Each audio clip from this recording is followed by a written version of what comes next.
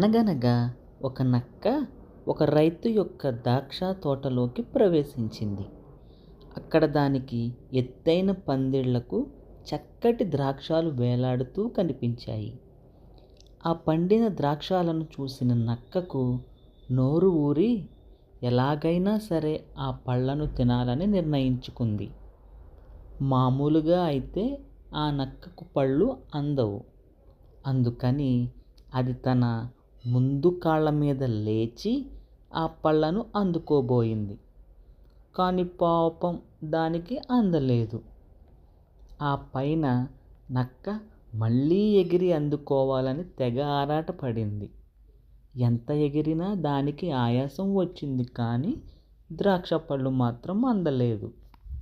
ఎగిరి ఎగిరి ఆయాసంతో ఇక ఎగరలేక విసిగి, చీచి, ద్రాక్ష పళ్ళు పుల్లగా ఉంటాయట, నేను తినడమేమిటి అని గొనుక్కుంటూ వెళ్ళిపోయింది.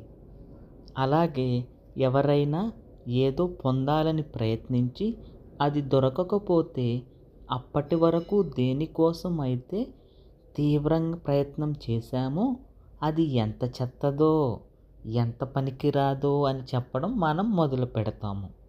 అప్పుడు అందని ద్రాక్ష పొల్లనా అని నలుగురు నవ్వుకుంటారు. సరే పిల్లలు, రేపు ఇంకొక మంచి కథతో మళ్ళీ వస్తాను.